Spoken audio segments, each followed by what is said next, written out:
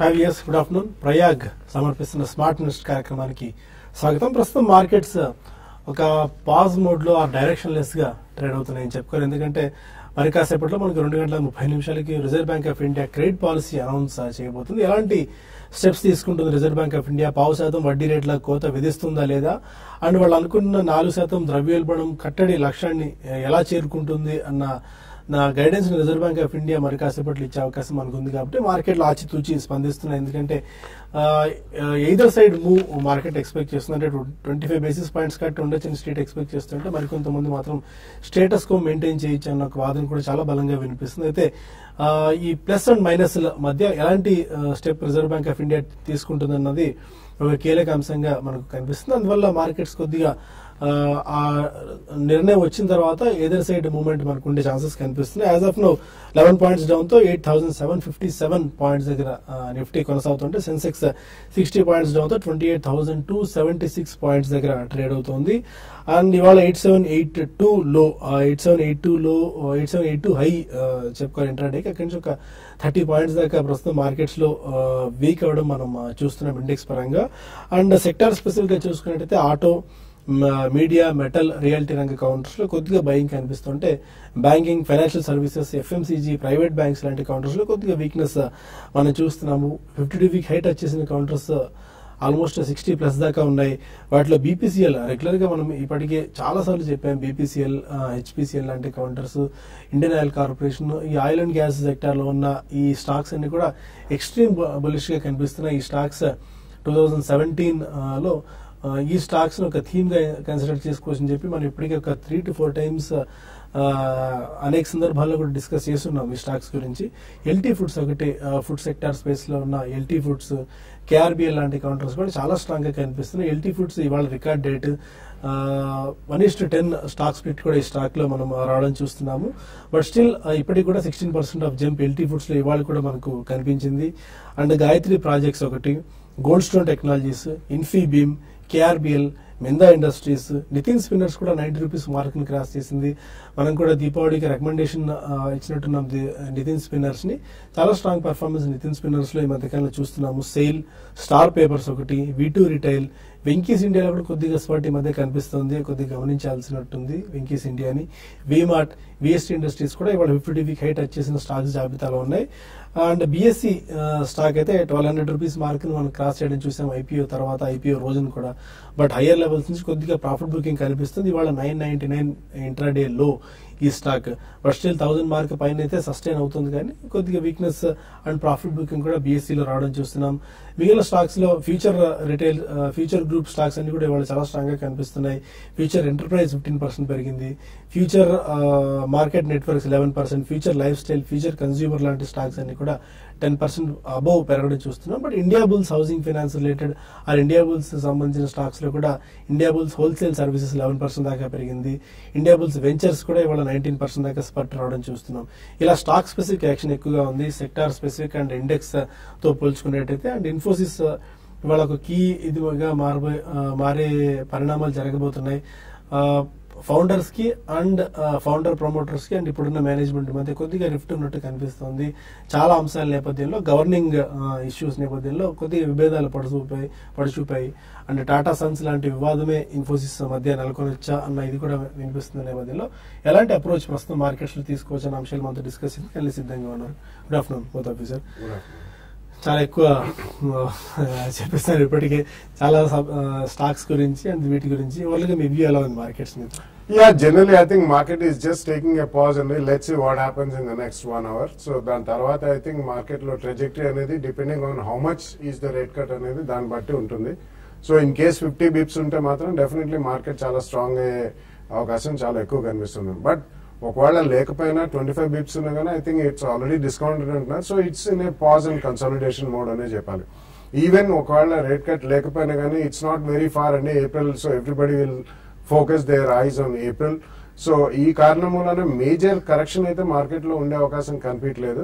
But otherwise I think markets లో results ఈ మధ్య కాలంలో వచ్చిన అన్ని కూడా మంచి రిజల్ట్స్ డిక్లేర్ చేశారు కాబట్టి definitely fundamentals are going to rule the stock prices in future. Definitely I think ఈ రాబోయే 10-15 days లో కూడా ఎక్కడైతే మార్కెట్ చిన్న కన్సాలిడేషన్ ఆర్ కరెక్షన్ తీసుకుని ఆగుతుందో అక్కడ I think one should definitely by lot of stocks in across many sectors అండి. చాలా సెక్టర్స్ రీసెంట్ టైమ్స్ లో మనం పార్టిసిపేట్ చేయడం చూసాం. And I think most of them will do well. Technical aspects తో పాటు బ్యాంక్ నిఫ్టీ ఇవాళ కొద్దిగా వీక్ గా ఉంది. మనకు కాసేపటి reserve bank of India credit policy రాబోతుంది. ఎలాంటి గైడెన్స్ మీరు ట్రేడర్స్ కి ఇస్తారు?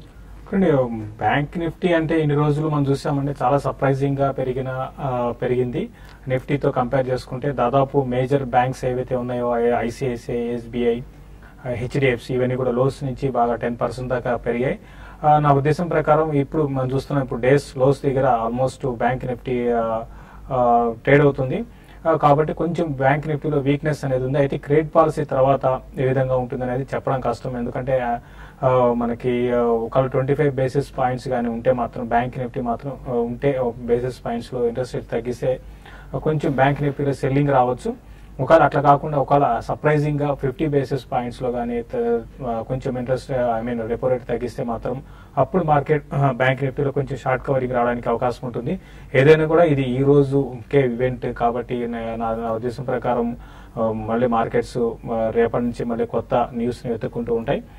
ప్రస్తుతానికైతే కన్సాలిడేషన్ కొంచెం బ్యాంక్ నిఫ్టీలో హైయర్ లెవెల్స్ లో ప్రాఫిట్ బుక్ చేసుకోమని చెప్తాను. డిప్స్ లో మళ్ళీ రీఎంటర్ కావచ్చు. అది పక్కన పెడితే మిగతా ఈ రోజు బ్యాంక్ నిఫ్టీ అని కాదు, ఇక్కడ నుంచి ఏంటంటే ఎక్కువ మిడ్ క్యాప్ లో యాక్షన్ అనేది ఎక్కువ ఉంటుంది. మనం గతంలో కూడా చాలాసార్లు చెప్పుకున్నాం. మంచి స్టాక్స్ లో లాంగ్ పొజిషన్స్ వెళ్ళమంటాను. ఇక్కడ నిఫ్టీ అండ్ బ్యాంక్ నిఫ్టీ పరంగా కొంచెం పెద్దగా మూవ్స్ అయితే ఉండవు కాబట్టి నో ట్రేడ్ జోన్ అంటాము, అట్లా అనుకోవచ్చు. కాబట్టి మిడ్ క్యాప్ లో బయింగ్ చేసుకోమంటాను. రీసెంట్ గా మంచి రిజల్ట్ అనౌన్స్ చేసిన కంపెనీస్ లో లాంగ్ పొజిషన్ తీసుకోమని చెప్తాను. అయితే ఐటీ కంపెనీస్ ఈ రోజు కొంత మనకి షార్ట్ కవరింగ్ అంటే ఇన్ఫోసిస్ పక్కన పెడితే మిగతా ఐటీ మేజర్స్ అన్ని కూడా ఈ రోజు చాలా స్ట్రాంగ్ ఉన్నాయి. వీటిలో మాత్రం ర్యాలీస్ లో ఎగ్జిట్ కావడానికి ప్రయత్నం చేయండి. అదేవిధంగా సిమెంట్ కంపెనీస్ కొంచెం కాంట్రిబ్యూషన్ అనేది నిఫ్టీకి కొంచెం ఉంది. ఒక ఐటీ అండ్ సిమెంట్ రెండు కూడా సెక్టర్ లో నిఫ్టీ కాంట్రిబ్యూషన్ కనపడుతుంది. అయితే కొన్ని స్టాక్స్ లాస్ట్ ఫ్యూ డేస్ గా వీక్ ఉన్న టాటా మోటార్స్ ఒకటి కొంచెం పాజిటివ్ న్యూస్ రావడం, అంటే గవర్నమెంట్ ఈ డీజిల్ ఏవైతే పాత వెహికల్స్ ఏవైతే ఉందో వాటిని బ్యాన్ చేసే ఉద్దేశంతో ఉంది. ఒకవేళ అది కానీ జరిగితే Ashok Leyland and Tata Motors లాంటి స్టాక్స్ కి మరి ముఖ్యంగా ఎక్కువ అశోక్ లైలాండ్ ఎక్కువ లారీస్ మనం చూస్తే ఇండియాలో హైయెస్ట్ సెల్లింగ్ అశోక్ లైలాండ్ కాబట్టి పాజిటివ్ ఉంటుంది. అది ఆల్రెడీ స్టాక్ పెరిగింది, ఎక్కడి నుంచి ఇంకా పెరిగే అవకాశాలు ఉంటాయి. ఈ విధంగా న్యూస్ బేస్డ్ ట్రేడ్ చేసుకోమని చెప్తానండి. ఓకే, ఇక కాల్స్ అండ్ ఈమెయిల్స్ తీసుకునే ముందు ఒక చిన్న బ్రేక్ తీసుకుందాం.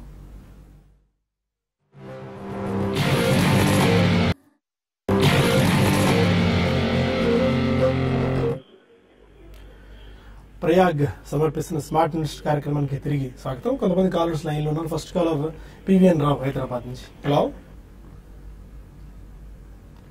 Hello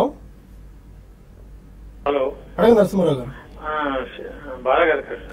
Nagarjuna fertilizer long term కోసం తీసుకోవచ్చండి. 2 years యూజ్ ఫండమెంటల్ గా ఎలా ఉంది Nagarjuna fertilizers and chemicals?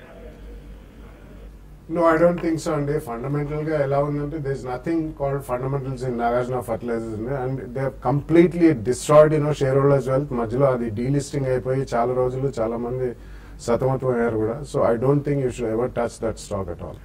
Hyderabad నుంచి నాగరాజు మరి కాలర్.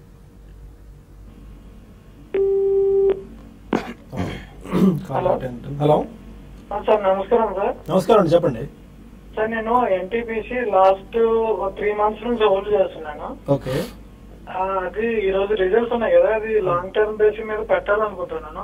అది ఉంచాలా లేదంటే ఎగ్జిట్ అయిపోదామా? అంటే మీరు లాంగ్ టర్మ్ అంటే ఎంతకాలం హోల్డ్ చేద్దాం అనుకుంటున్నారు?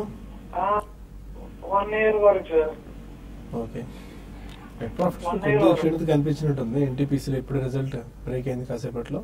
అంటే ఎన్టీపీసీ అంటే రిజల్ట్ బేస్ చేసుకుని మీరు లాంగ్ టర్మ్ కి అన్న అంటే ఓకే, ఈ కంపెనీ ఏంటంటే ఓవరాల్ గా పవర్ లో పెద్దగా ఏమి రిటర్న్ అయితే వస్తుంది అనుకోమండి. అయితే మీరు లక్కీగా ఏంటంటే లాస్ట్ ఒక ఫ్యూ మంత్స్ గా మనం చూసాము, దీంట్లో ర్యాలీ చూసాము.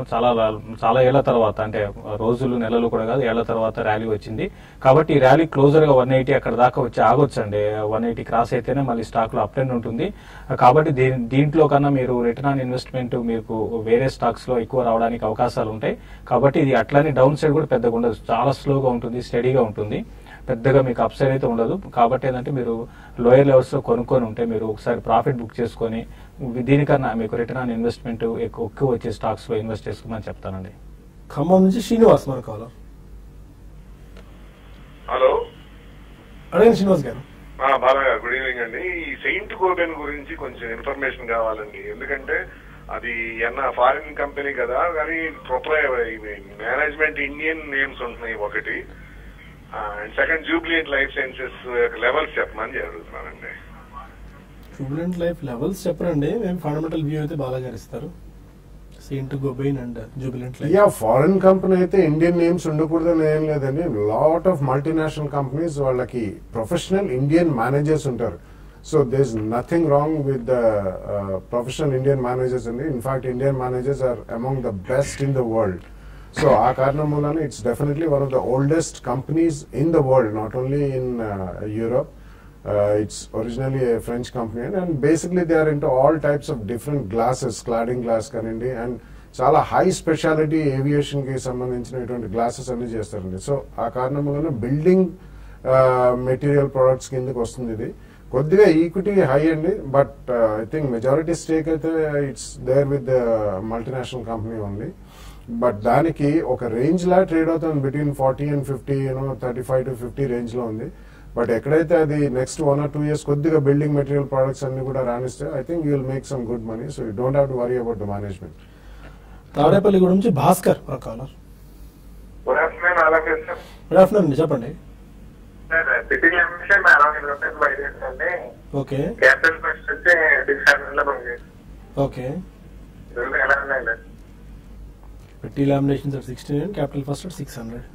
పిట్టి లామినేషన్ హోల్డ్ చేయండి అండి. పిట్టి లామినేషన్ రిపీట్ గా చెప్తున్నాము. ఈ స్టాక్ ఏంటంటే చాలా రోజుల తర్వాత ఒక అప్ ట్రెండ్కి వచ్చిన తర్వాత మళ్ళీ మార్కెట్ కరెక్షన్ లో కూడా కొంత కరెక్ట్ అయిందండి. అయితే ఇది 66 ఆ లెవెల్ దగ్గర కొంచెం దీనికి రెసిస్టెన్స్ ఉంటుంది. అది కానీ క్రాస్ అయితే ఈ స్టాక్ లో మేజర్ అప్ ట్రెండ్ అనేది రావచ్చు. హోల్డ్ చేయమని చెప్తారండి. రీసెంట్ గా చూసుకుంటే ఒక మంచి కన్సాలిడేషన్ తర్వాత అప్ మూవ్ వచ్చింది కాబట్టి ఈ అప్ మూవ్ ఇంకా పెరిగే అవకాశాలు ఉన్నాయి. మీకు టువర్డ్స్ 80 రూపీస్ వరకు కొన్ని నెలల్లో పెరగచ్చు. తర్వాత క్యాపిటల్ ఫస్ట్ గురించి అడిగారు. క్యాపిటల్ ఫస్ట్ కూడా మనం చూసాము డిమానిటైజేషన్ టైంలో చాలా హెవీ సెల్లింగ్ అనేది క్యాపిటల్ ఫస్ట్ లో వచ్చింది. ఈవెన్ క్యాపిటల్ ఫస్ట్ అని కాదు, దాదాపు అన్ని ఎన్బిఎఫ్సి స్టాక్ లో వచ్చింది కరెక్షన్. తర్వాత ఇమీడియట్ గా కూడా చాలా స్ట్రాంగ్ బౌన్స్ బ్యాక్ చూసాం. తర్వాత రిజల్ట్ పరంగా కూడా చాలా స్ట్రాంగ్ రిజల్ట్స్ ఉన్నాయి ఈ కంపెనీస్ కానీ కూడా. కాబట్టి ప్రస్తుతం అయితే ఇది హోల్డ్ చేయండి. ఇది కూడా న్యూ ఐస్ వైపు వెళ్లే అవకాశం ఉంది. 800 ఆ లెవెల్ ని క్రాస్ అయ్యే అవకాశాలు కనపడుతున్నాయండి. హైదరాబాద్ నుంచి అబ్దుల్ కాలర్. నమస్తే బాలా గారు. చెప్పండి సార్. ఇది నితిన్ ఫైర్ ప్రొడక్షన్ ఒకటి ఇన్ ఫ్యూచర్ ఎట్లా ఉంటది? ఇప్పుడు రిజల్ట్ ఉంది కదా, నెక్స్ట్ బిఎస్సీని ఎస్ఐపి లో తీసుకోవచ్చా? ఓకే, నితిన్ ఫైర్ ప్రొటెక్షన్ ఇప్పుడు తీసుకోవచ్చా అంటే బిఎస్సీని సిప్ ద్వారా ఇన్వెస్ట్ చేసుకోవచ్చా? ఐ డోంట్ థింక్ సో అండి. నితిన్ ఫైర్ ఇవన్నీ కూడా చాలా మైక్రో క్యాప్ కంపెనీస్.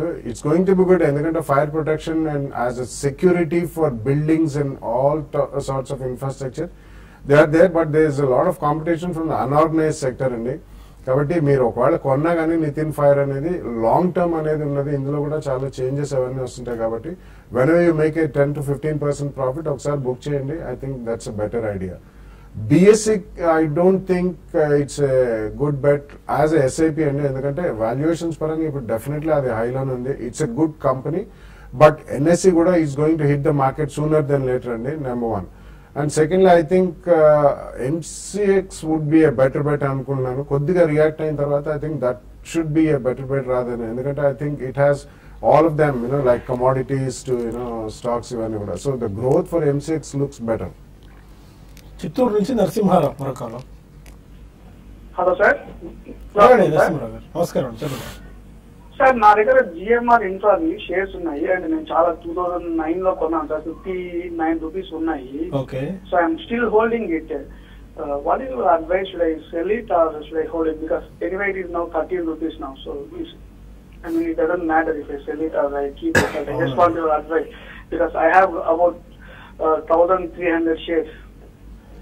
చాలా హై ప్రైస్ లో కొన్నారు మీరు. అప్పటి నుంచి స్టాక్ పడుతూనే వస్తుంది. ఇప్పుడిప్పుడే కొద్దిగా రికవర్ అవుతుంది బికాజ్ ఈ ఇన్ఫ్రాస్ట్రక్చర్ స్టాక్స్ లో ఈ వడ్డీ రేటు తగ్గిస్తారన్న అంచనా నేపథ్యంలో ప్లస్ గవర్నమెంట్ స్పెండింగ్ ఇన్ఫ్రా వైపు ఎక్కువ ఉంది. అంటే ఒకటి వాటిలోనే మంచి కంపెనీస్ చాలా ఉన్నాయండి. ఇన్ఫ్రా స్టాక్స్ లో ఇదేంటంటే ఎక్కువ డెట్ బర్డన్ అనేది ఎక్కువ ఉంది. దాని కారణంగా మనకి ఇన్ని రోజులు కూడా చూస్తుంటే జిఎంఆర్ ఇన్ఫ్రా పెరగలేదు. దానితో ఎగ్జిక్యూషన్ కూడా అండి ఎగ్జిక్యూషన్ లేట్ కావడం ఇవన్నీ కూడా కారణాలుగా చెప్పొచ్చు. ఈవెన్ ఆర్డర్స్ ఉన్నా కూడా ఆర్డర్ బుక్ బాగున్నా కూడా ఎగ్జిక్యూషన్ లో ఫెయిల్ కావడం అనేది కంపెనీకి మైనస్ పాయింట్. ఏదైనా కూడా మీరు ఇన్ని రోజులు వెయిట్ చేశారు కాబట్టి పెరుగుతుందే ఇక్కడి నుంచి బాగా పెరిగిపోయి మళ్ళీ మీ రేట్లు వస్తాయితే నేను అనుకోనండి. అయితే ఈ రోజులు వెయిట్ చేశారు కాబట్టి కొన్ని రోజులు వెయిట్ చేయండి. ఇంకా మీరు కొత్తగా ఇన్వెస్ట్ చేయాలనుకుంటే మాత్రం వీటికన్నా KNR కన్స్ట్రక్షన్స్ ఇటువంటి వాటిలో మీరు ఇన్వెస్ట్ చేసుకోమని చెప్తారు. ఓకే, ప్రస్తుతానికి మనకు TV5 న్యూస్ లో సమయం ఎంచిపోతుంది. TV5 మనీలో కలుద్దాం యూట్యూబ్ వేదిక ద్వారా. అక్కడ మరిన్ని కాల్స్ అండ్ ఈమెయిల్స్ తీసుకుందాం. Stay with us.